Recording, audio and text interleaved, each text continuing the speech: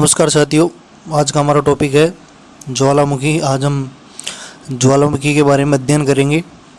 उसमें इन सभी टॉपिकों के बारे में हम अध्ययन करेंगे। उसका वितरण, प्रभाव, संबंधित स्थलाकृतियाँ, प्रकार, संकल्पना, इथिक्स एवं ज्वालामुखी के उत्पाद, इन सभी टॉपिकों के बारे में आज के वीडियो में चर्चा करेंगे। तो सबसे पहले जानते हैं कि ज्वालामुखी होता है क्या है। ज्वालामुखी किसे कहते हैं? ज्वालामुखी पृथ्वी की अंतर्जात शक्तियों से संबंधित एक ऐसी भूगर्भिक परिघटना है जिसके अंतर्गत मैग्मा निर्माण से लेकर उसके विकास और उद्गार तक की सारी प्रक्रियाएं शामिल की जाती हैं। यानी ज्वालामुखीता जो पृथ्वी के अंतर्जात शक्तियों से संबंधित एक ऐसी भूगर्भिक परिघटना है जिसके अंतर्गत मैग्मा निर्माण से लेकर उसके विकास और यानी पृथ्वी के अंदर से जो मैग्मा बनता है और फिर बाहर निकल के लावा के रूप में बाहर निकलता है, ये सारी जो प्रक्रियाएं शामिल की जाती है उसे ज्वालामुखीता कहा जाता है। और मैग्मा का निर्माण सतह के भीतरी भाग में तापमान में वृद्धि, दबाव में कमी तथा आंतरिक क्षेत्रों में जल के प्रवेश से संबंधित हो सकता है। यानी मैग्मा का निर्माण कैसे होता है? भीतरी भाग में तापमान में वृद्धि होती है, एक तो दबाव में कमी होती है तथा आंतरिक क्षेत्रों में जल के प्रवेश, यानी पृथ्वी के आंतरिक भागों में किसी भी दरार या गर्त के कारण जब जल अंदर प्रवेश कर जाता है, इसके कारण मैग्मा का निर्माण होता है। पृथ्वी के आंतरिक भाग में निर्माण के बाद इसका सतह की ओर आगमन होता है। जब ये पृथ्वी के अंदर बन जाता है इन सभी कारणों से, फिर इसका आगमन पृथ्वी की सतह की ओर होता है। यह मैग्मा कई बार सतह तक पहुंचने के पूर्व ही आंतरिक भागों में ठंडा होकर जम जाता है। यानी ये मैग्मा जो होता है ये सतह पर आने से पहले ही अंदर के भागों में ही ठंडा होकर जम जाता है। इस प्रक्रिया को अंतर्भेदन कहा जाता है। जबकि इस प्रकार से निर्मित होने वाली स्थलाकृतियों को अंतर्भेदित स्थलाकृतियाँ कहा जाता है। यानी मैग्मा बाहर नहीं निकल पाता है और अंदर ही जम जाता है, जिसके कारण वहाँ की जो स्थलाकृतियाँ हैं उनको अंतर्भेदित स्थलाकृति कहा जाता है। दूसरी तरफ पर सतह के उद्गार के पश्चात लावा के रूप में इसका जमा होता है। यानी एक तरफ तो ये अंदर होकर जम जाता है, लेकिन दूसरी तरफ जब ये पृथ्वी के बाहर निकलता है तो लावा के रूप में इसका जमा होता है। इससे बनने वाली जो स्थलाकृतियाँ होती है उनको बाहरी स्थलाकृति कहा जाता है। यानी जो अंदर जो स्थलाकृतियाँ बनती है उनको अंतर्भेदित कहा जाता है और जो बाहर बनती है उनको बाहरी स्थलाकृति कहा जाता है। मैग्मा की विशेषता, दबाव और सतह की संरचना के अनुसार मैग्मा का उद्गार भी अलग अलग प्रकार से हो सकता है। यानी इसकी विशेषता, दबाव और सतह की संरचना के अनुसार इसका उद्गार जो है वो भी अलग अलग प्रकार से इसका उद्गार हो सकता है। जब कोई गाढ़ा मैग्मा किसी नली अथवा क्षेत्र से सतह की ओर आता है तो उसका उद्गार विस्फोटक रूप में होता है। यानी मैग्मा जब गाढ़ा होता है और किसी नली अथवा क्षेत्र से सतह की ओर आता है तो इसका उद्गार विस्फोटक यानी धमाके के साथ होता है और ये धमाके के साथ बाहर निकलता है। लेकिन दूसरी तरफ जब कोई सारी अथवा पतला मैग्मा किसी भ्रंश अथवा दरार यानी किसी भी पृथ्वी के अंदर जो दरार है उसके माध्यम से आता है, या फिर जो पतला होता है, सारी अथवा पतला मैग्मा होता है, वो इसका उद्गार शांत दरार प्रकार का होता है। यानी ये उस दरार में से शांत तरीके से बाहर निकल आता है और इसमें कोई भी विस्फोट या धमाका नहीं होता है, यानी शांत तरीके से बाहर आ जाता है। आइए अब देखते हैं अगले टॉपिक में ज्वालामुखी के प्रकार कौन कौन से हैं। ज्वालामुखी के प्रकार के बारे में अध्ययन करेंगे। पहला जो होता है ये विस्फोटक के आधार पर होता है और दूसरा सक्रियता के आधार पर, तीसरा वितरण के आधार पर। विस्फोटकता के आधार पर इसको दो भागों में बांटा जाता है, एक तो केंद्रीय विस्फोटक और एक शांत दरारी। और सक्रियता के आधार पर इसको तीन भागों में बांटा जाता है, सक्रिय, प्रसुप्त और मृत। और वितरण के आधार पर इसको प्लेट सीमांत और अंतःप्लेटीय के बारे में बांटा जाता है। सबसे पहले हम देखेंगे विस्फोटकता के आधार पर ये केंद्रीय और शांत दरारी। जो केंद्रीय विस्फोटक होता है विस्फोटकता की तीव्रता के आधार पर जाना जाता है। यानी धमाके की गति तेज होती है इसमें।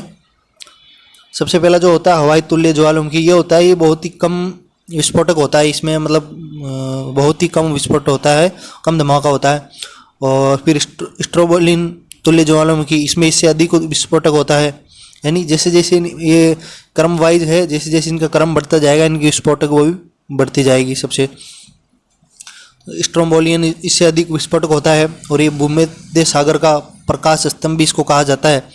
स्ट्रोम्बोली को भूमध्य सागर का प्रकाश स्तंभ कहा जाता है। उसके बाद आता है वोल्केनिक तुल्य ज्वालामुखी, ये इससे अधिक होता है। विश्वेन तुल्य ये इससे अधिक होता है। और फिर आता है पेलियन तुल्य ज्वालामुखी, ये जो होता है सर्वाधिक विस्फोटक होता है, यानी ये सबसे अधिक विस्फोटक जो ज्वालामुखी होता है वो पेलियन तुल्य ज्वालामुखी होता है और ये कैरिबियन सागर में पाया जाता है।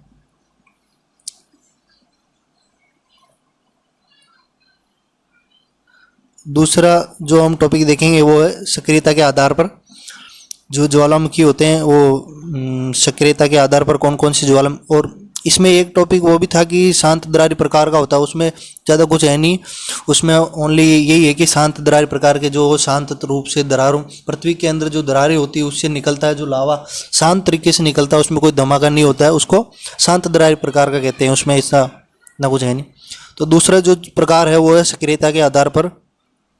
सक्रियता के आधार पर सबसे पहले जो होता है वो होता है सक्रिय ज्वालामुखी, एक्टिव वोल्केनो जिसे कहा जाता है। इस एक्टिव सक्रिय नाम से पता चलता है कि जो ज्वालामुखी उनमें चालू ज्वालामुखी होते होंगे, इनमें धमाका होता होगा, विस्फोटक लगातार विस्फोट होता होगा। तो इस प्रकार के ज्वालामुखी से लगातार लावा, गैस अथवा राख इत्यादि उद्गार होता रहता है, यानी ये चालू ज्वालामुखी होते हैं, इनमें लगातार निरंतर विस्फोट धमाका होता रहता है और इनसे गैस अथवा राख इत्यादि का उद्गार होता रहता है। वर्तमान में 500 से अधिक ज्वालामुखी इस प्रकार के पाए जाते हैं, यानी और जिनमें उत्तर अमेरिका की इनमें इनकी सर्वाधिक संख्या है, यानी लगभग 500 से अधिक भी इस प्रकार के सक्रिय ज्वालामुखी पाए जाते हैं और जो सर्वाधिक संख्या है इनकी वो उत्तरी अमेरिका में पाई जाती है, यानी उत्तरी अमेरिका में सबसे ज़्यादा सक्रिय ज्वालामुखी पाए जाते हैं। इनमें से कुछ उदाहरण है ज्वालामुखियों के। पहला है मेरापी केलूत, ये इंडोनेशिया में ये सक्रिय ज्वालामुखी का उदाहरण है। दूसरा माउंट किलाऊ हवाई द्वीप, बेरन द्वीप भारत, जो कि अंडमान निकोबार के पास में ही है बेरन द्वीप। और तीसरा यह है माउंट एटना। और सक्रियता के आधार पर दूसरा प्रकार है प्रसुप्त ज्वालामुखी, इसको डोरमेंट भी कहा जाता है इंग्लिश में।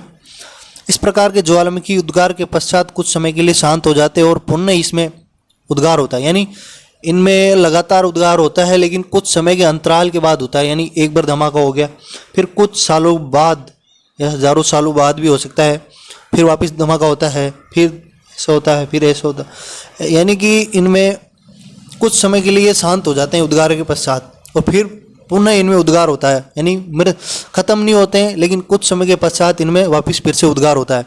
इनमें उदाहरण देखते हैं।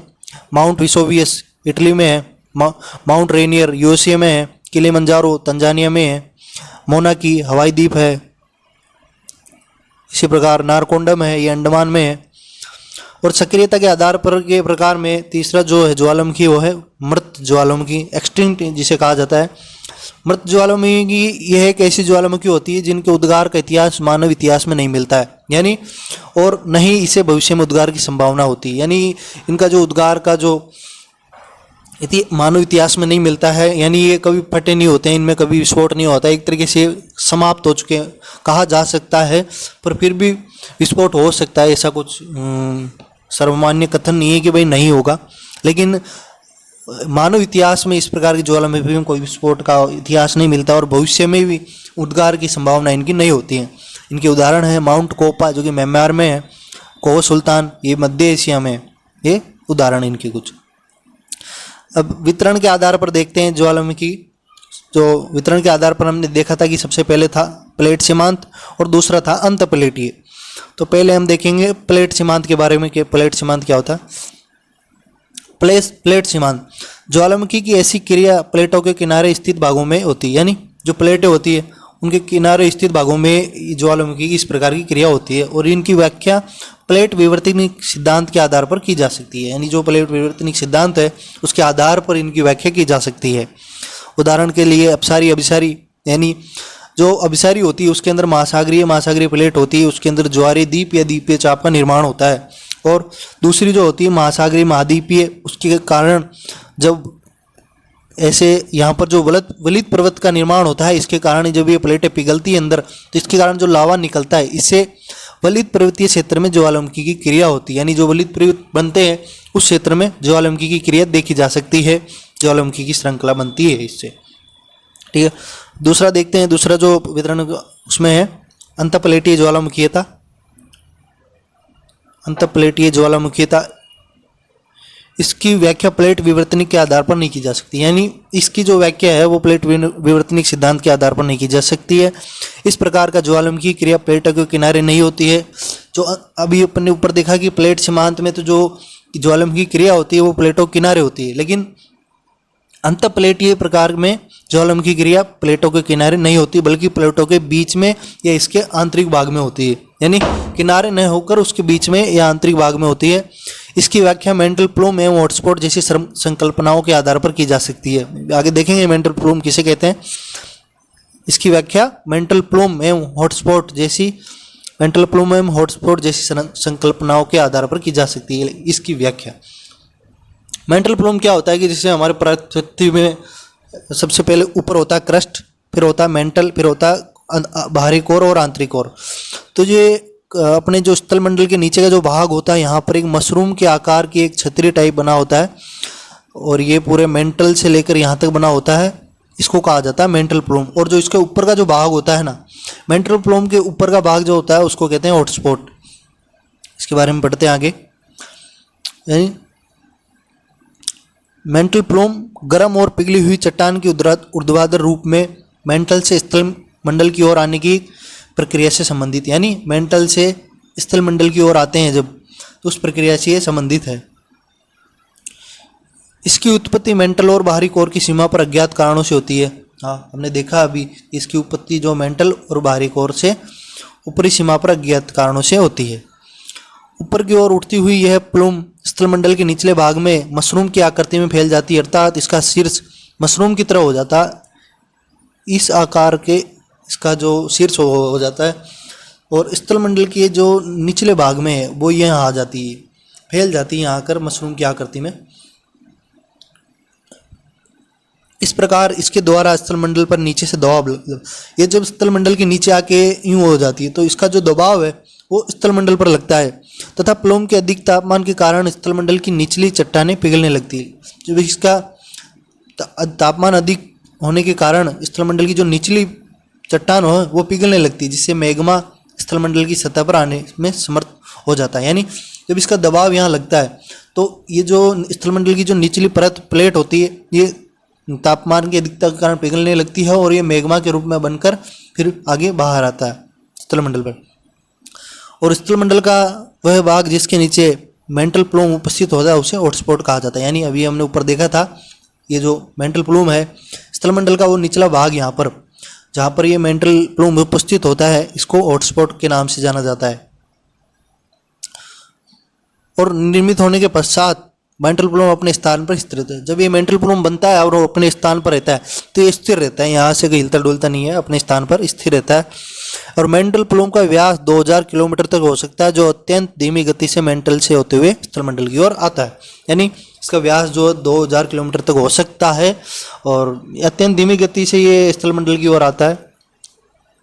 और इससे संबंधित जो उदाहरण देख लेते हैं। प्रशांत महासागर में स्थित एम्परर सी माउंट, यानी एम्परर सी माउंट इसका उदाहरण है। भारत में दक्कन का पठार पर बेसाल्ट का उद्गार, ये इसके उदाहरण। देखते हैं अभी अगला टॉपिक, ज्वालामुखी रेखा। ज्वालामुखी से संबंधित है। जब किसी प्लेट के नीचे कोई मेंटल प्लूम उपस्थित हो और वह प्लेट उस प्लूम के ऊपर से होकर गति करे तो उस प्लेट के ऊपर एक ज्वालामुखी रेखा जैसी संरचना का निर्माण हो सकता है, जैसे प्रशांत महासागर में हवाई द्वीप। यानी किसी प्लेट के नीचे मेंटल प्लूम स्थित हो, ठीक है, और उस प्लूम के ऊपर से होकर गति करे, यानी ये जो गति हो रही है तो उस प्लेट के ऊपर एक ज्वालामुखी रेखा जैसी संरचना निर्माण होता है। ये जो संरचना निर्माण हो रहा है ये प्लेट के ऊपर, तो इसको ज्वालामुखी रेखा के नाम से जाना जाता है, जैसे प्रशांत महासागर में हवाई द्वीप। नेक्स्ट टॉपिक जो हमारा है वह है ज्वालामुखी से निर्मित स्थलाकृतियाँ। यानी ज्वालामुखी से ज्वालामुखी उद्गार होता है, विस्फोट होता है, उससे किस प्रकार की स्थलाकृतियाँ का निर्माण होता है। ऐसे तो सभी जानते हैं कि चट्टानें निर्मित होती है, तो देखते हैं अभी कौन कौन सी। दो प्रकार की होती है, बाहरी स्थलाकृतियाँ और होती है अंतर्वेदित, यानी बाहरी जो बाहर बनती है